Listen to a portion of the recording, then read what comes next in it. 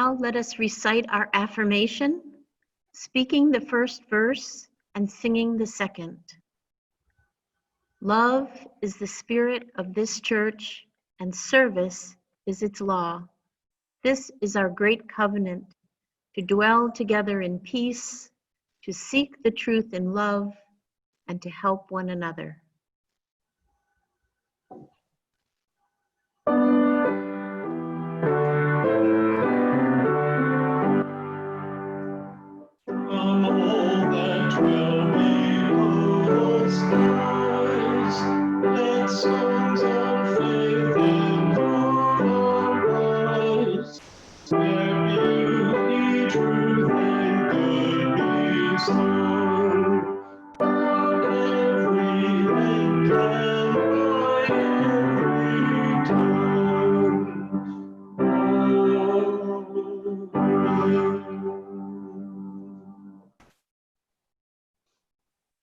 Thank you.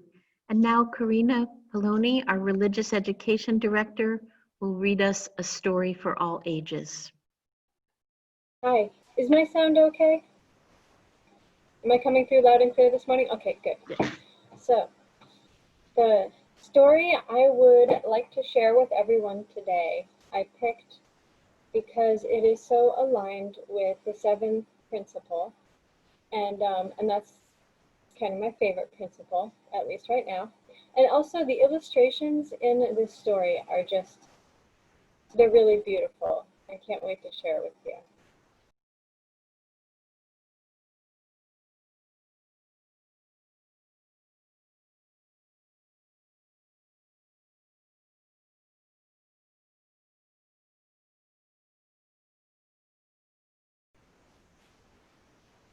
Thank you.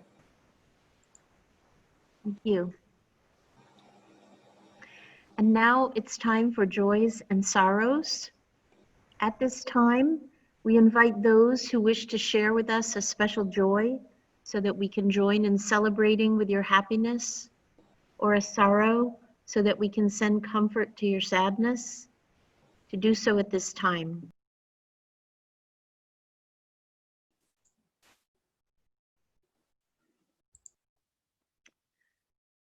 All right, and now we'll have our pastoral meditation. I didn't know how bad it might be last night, so I got out my therapy rabbit. This is the Velveteen Rabbit by Marjorie Williams, and I'm going to read just a part of it. It's an imaginative way of saying what it means to be loving and to grow in life and what happens to us. Anyway, this is it. The skin horse had lived longer in the nursery than any of the others. He was so old that his brown coat was bald in patches and showed the seams underneath, and most of the hairs in his tail had been pulled out to string bead necklaces. He was wise, for he had seen a long succession of mechanical toys arrive to boast and swagger, and by break their mainsprings and pass away. And he knew that they were only toys and would never become anything else. Nursery magic is very strange and wonderful, and only those playthings that are old and wise and experienced, like the skin horse, understand all about it.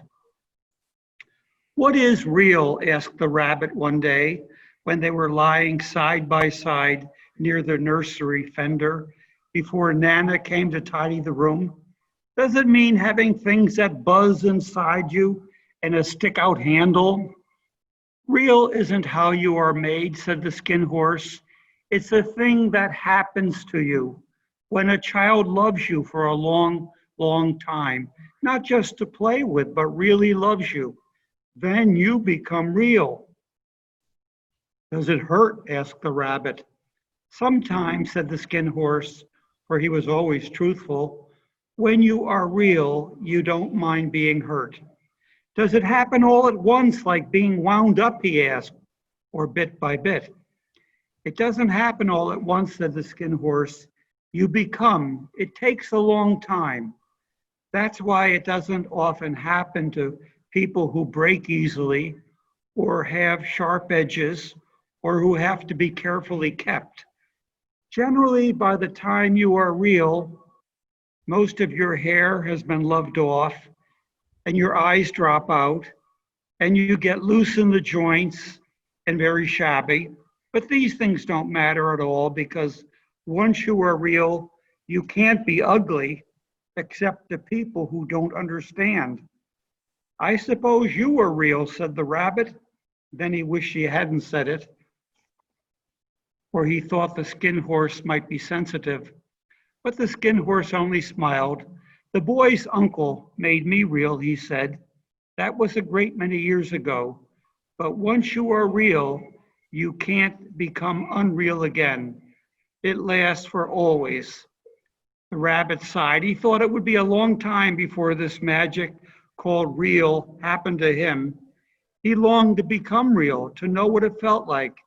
And yet the idea of growing shabby and losing his eyes and whiskers was rather sad. He wished that he could become it without these uncomfortable things happening to him. Some moments of silence.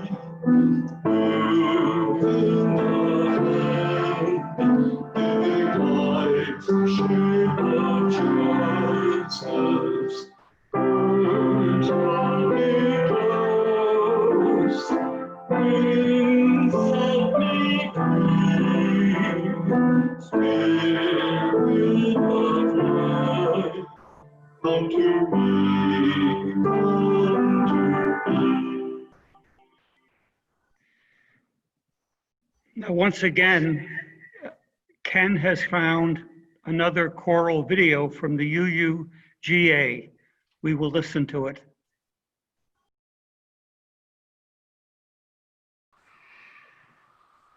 On occasion, I will try to remind you of that. There will be better days. And on occasion, I'm going to need you to remind me.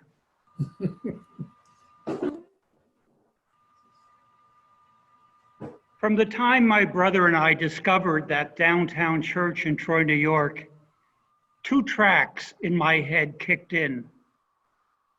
One was learning the Christian faith from the caring and welcoming adults there, still a fairly conservative brand of the faith. The other track was a questioning mechanism I couldn't quite control. It probably saved me. When I learned in confirmation class as an 8th grader that the deity existed before the world began, I had to ask, what was the Almighty doing in all that time? before we all made it more interesting. Playing solitaire on a very old computer, designing schemes of creation with varying degrees of risk. So at the time, it seemed like the faith we were learning was the highest truth. It was even called the gospel truth. It seemed to explain everything that needed explaining to the point that no further explanation was called for. That house of cards started to teeter for me when I went to a fundamentalist college student group at RPI, which was across the street from my high school. There I heard these bright scientists, engineers to be, reading Jonathan Edwards' Sinners in the Hands of an Angry God. And these bright students seeming to enjoy the idea of watching people who believe differently die in flames below. Now, I learned much later in church history that Edwards was like Calvin on steroids. So the gospel truth seemed all set until it began to crumble. What made that happen for me was learning other truths that explain life so exquisitely and fully that for a while, a good while, they became gospel truth for me. If not more true, at least more useful and applicable than previously held gospel truths. Enter Scott Peck's Road Less Traveled, published around 1975. After my first thought, why hadn't I written this book? Chalked up immediately to the sins of greed and envy and possibly sloth. The truth it beamed seemed crystal clear and universal. Only when we take responsibility for our own lives and our own messes, only then can we make progress, feet forward, and build a better future. Now, when I found this book, I was in therapy and marital quandaries galore. So it was tempting and timely to ask, whom else can I fault for my distresses? And our human tendency is to blame others.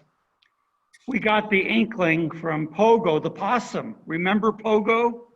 We have met the enemy and he is us. I think at the time it was about the environment, but it seemed universally applicable. We have met the enemy and he is us, which I've read was inspired by a famous naval commander. We have met the enemy and he is ours. The Pogo point was underlined for me by that poster I've mentioned and can't forget. The truth will set you free, but first it will make you miserable. Ditto that line from the poet Robert Burns, paraphrased, would that God would give us the gift to see ourselves as others see us. But Peck, Roman Catholic psychiatrist, drew out the lessons for whoever wanted to see. Only when I admit my part, my role in the country's malaise, in the world's disarray, and certainly in my own life's undoing, only then can I begin to see what I can do, what I must do to make it better. Now today I want to break one of my own rules, not using sermon time to promote church programs, but I have to. Maybe I'll say the devil made me. But I said last week, we have to get creative about connecting through Zoom until we can be together without screens. This idea I got partly from one of you this week. So on Tuesday, at 1, what I call check-in, and then the topic to get us started. This week it will be, What has helped us not be paralyzed by fear? Maybe it was somebody else needing our encouragement. Maybe we just had to fake it until we felt it. What helped us? Let's check in with each other Tuesday at 1. But we might do more than that, and I wouldn't want you to think I just can't get enough of Zoom. But you know, the UUs I have known here for a decade like to sing, "We'll Build a Land." It will be our closing hymn.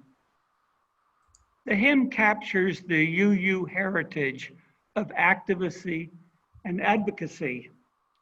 So when this pandemic is over, what will we have left? We will have to do more than sing the song. We will have to build the land. I've also known UU churches I have visited to hold current news or current events discussion groups. I'd like to do that with the emphasis on what are we going to build. So my idea is an hour, say Friday at 11 a.m. We will meet via Zoom and jump into it. It can be about Stewart and area here, problems in the area. It can be about the country. It can be about the world. But I hope the point is going to be plan the rebuilding. I hope that will be our focus. We will agree to disagree civilly. My own interest will be the world, our alliances and treaties. I'm grateful that I got to live in a world envisioned by Roosevelt and Churchill and George Marshall. So much of my push will be, how do we get back to build on that cooperation across the planet? We will launch into whatever current events people want to bring up. But please, let's not get into whether demons have intimacy with us while we're awake or while we sleep. Anything but that. As soon as we can, we've got to get to work. I think we all know that. So it will be Friday morning discussion of current events with emphasis on the rebuilding, restoring we all have to be about. Let me know if you're interested, and you'll get the link before 11 on Friday. How does this tie into Scott Peck's Road Less Traveled? We've got to do more than bash the people that brought the house down, or so we think. We've got to take responsibility for what follows. Who's going to build it if we don't build it? Our country is going to be in bad shape after this pandemic is over. So UUs have to get to work rebuilding this land. Peck's second book, The People of the Lie, identifies evil as the harm people will do rather than look honestly at themselves. And what they will do is find or call evil what is outside themselves rather than see possibilities in everybody, even in themselves. He tells stories from his psychiatric practice. One that stays with you is a teen who is brought to him with depression. The teen's older brother had committed suicide with the rifle that his parents had given him for Christmas, I think. And then the parents gave the surviving troubled teen a gun. And Peck asks, "Do you mean the same kind of gun your parents gave your brother?" He replies, "Not the same kind of gun, the gun." He examines a group evil with a study of My Lai, the Vietnam atrocity by American soldiers. His observations seem so up to date. The best way to cement group cohesiveness is to ferment the group's hatred of an external enemy. Deficiencies within the group can be easily and painlessly overlooked by focusing attention on the deficiencies or sins of the outgroup. Around the same time, scholar Elaine Pagels published her book, The Gnostic Gospels, her study of early Christian writings that were considered heretical because of beliefs that didn't agree with orthodoxy. Pagels made two observations of the Christian religion that, in my opinion, haven't been disputed. Christians, more than any other world religion, have emphasized purity or rightness of beliefs. Pagels and another great scholar, Karen Armstrong, says Jews and Muslims emphasize right actions, but Christians emphasize orthodox belief. And so Christians, more than anyone, have demonized any in their own fold who differ in belief. In our time, maybe Sunnis and Shiites may be contending for that title. Haven't Americans come close to that us versus them, good versus evil in our polarized political shouting at each other? My party is the good and right party, and the other is totally evil, totally other and totally evil. It used to be that Thanksgiving family gathering might be the best time not to bring up religion or politics. But what can we do about a time when all political discussion is dangerous to friendships anyway? How can our torn social fabric be mended? Regardless of whoever has fostered this, let's not debate that. Who doesn't bear some responsibility to bring about a different climate of Americans agreeing to respect each other and move on, and disagree and work like the Dickens to get out the vote? There will be a better day. The truth I find in Scott Peck's work tells me we all have to work together to get there and help each other fill in the picture of where we are now and where we want to go. Our closing hymn is 121, We'll Build a Land, 2 verses.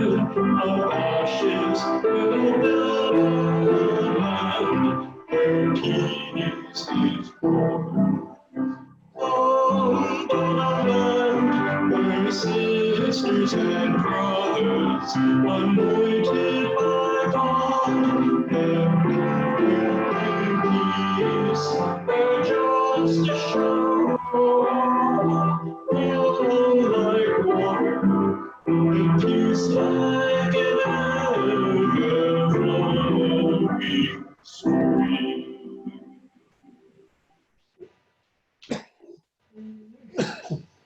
Deb Harris will extinguish the chalice during these words.